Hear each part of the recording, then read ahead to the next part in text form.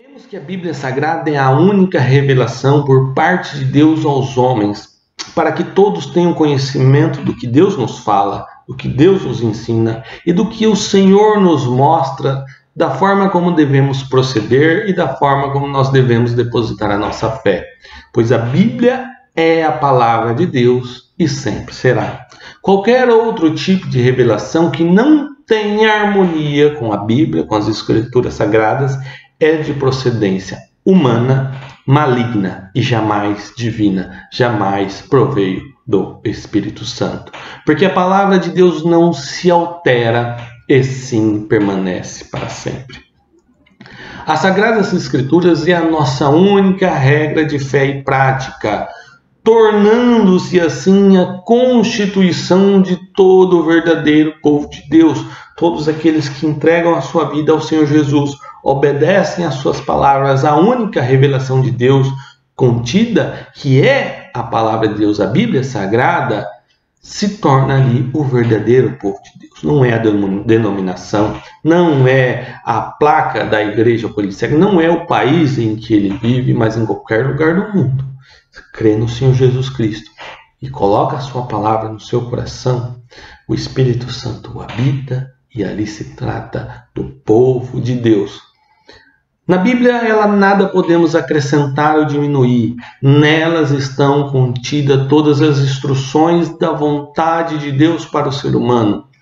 A palavra de Deus ela é viva, ela é eficaz, podendo, através de sua simples leitura, acompanhada pela iluminação do Espírito Santo, converter e salvar o homem pecador.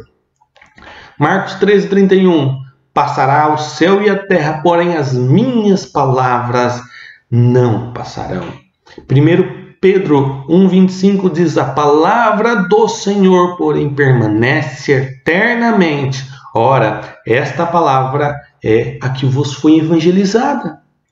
João 5:39, Jesus disse: examinais as Escrituras, porque julgai ter nelas a vida eterna, e são elas que testificam de mim. Como esta palavra, que é nela que eu julgo ter a vida eterna, vai me matar?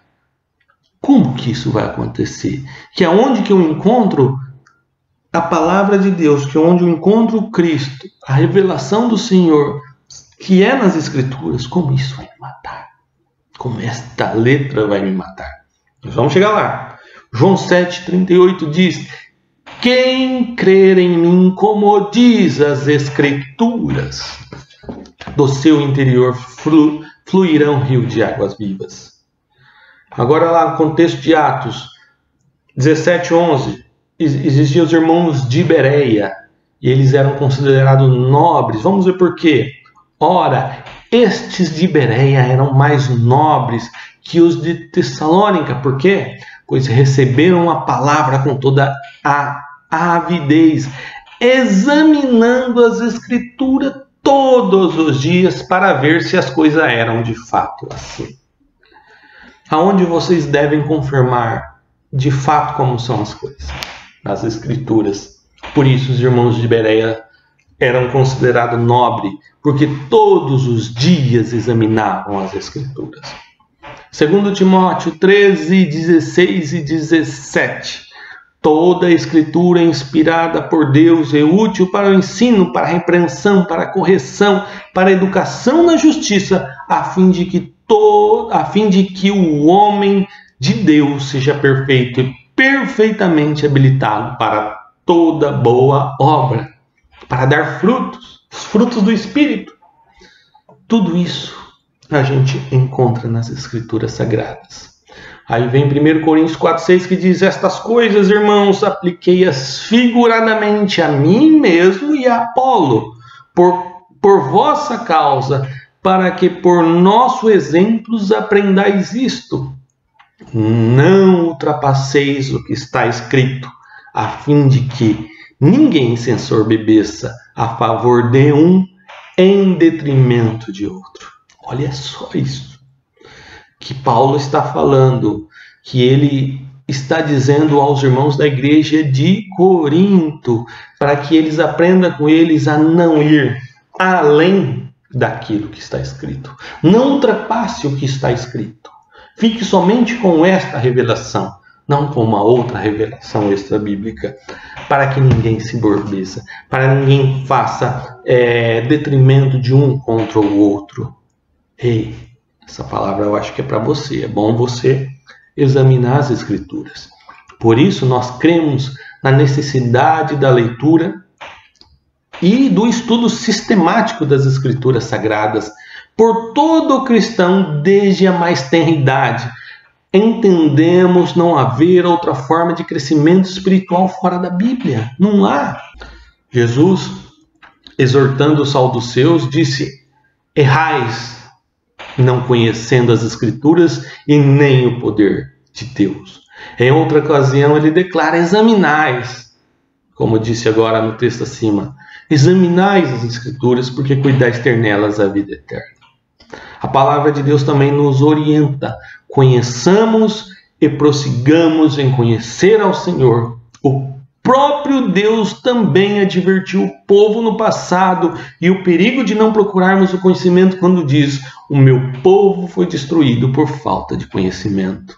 Então entendemos equivocada a interpretação que se faz de 2 Coríntios, no capítulo 3, no verso 6, na parte B, onde alguns irmãos defendem que é errado estudar a Bíblia, estudar as Escrituras ou fazer teologia baseados no trecho, porque a letra mata e o Espírito vivifica.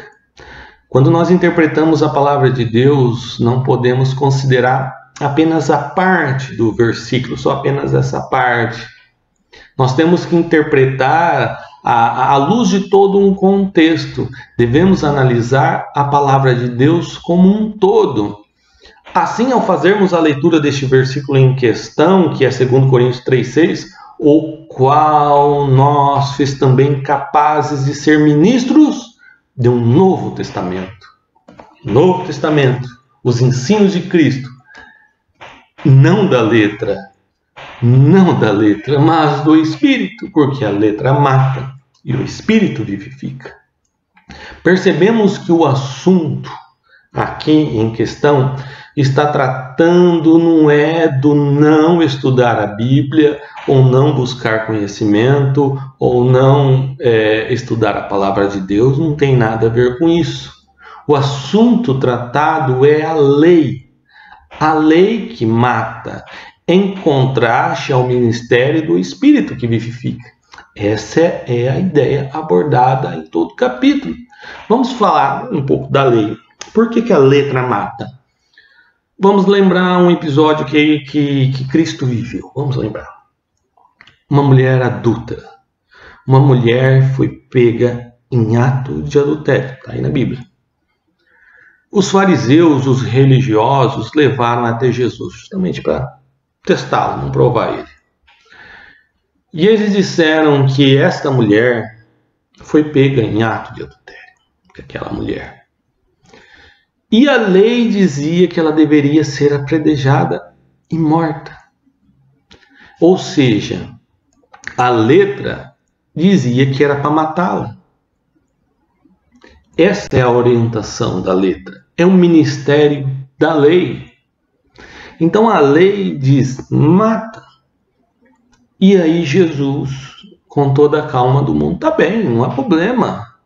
É justo se pecou, né? É justo. Mas tá bom. Se alguém dentre vocês não tiver pecados, que começa a executar essa sentença que diz a lei. E todos foram desistindo disso por analisarem as suas consciências, um a um foram saindo e por fim não apedrejou aquela mulher. E Jesus perante ela perguntou: onde estão os teus acusadores? Onde estão aqueles que queriam que a letra lhe matasse? Bom, se eles não estão aí, se eles não têm condições de aplicar o que está na letra, nem eu vou te condenar. Então vá e não peque mais. A cruz, a morte de Jesus na cruz, foi para cumprir a letra. tudo aquilo que apontava como condenação de morte, segundo a lei, não quer dizer que a lei estava errada. A lei estava aplicando a justiça, por isso que todos os seres humanos mereciam ser condenados de morte, morte física e morte espiritual eternamente. Mas Cristo veio para receber a sentença da letra. Por isso que a partir de então a letra mata, pois o Espírito vivifica. Ou seja, através da pessoa de Cristo, através do Espírito da graça, nós temos uma nova chance. Nós temos direito a uma ressurreição. Ou seja, Deus nos dá direito de novamente se aproximar dele e receber o perdão.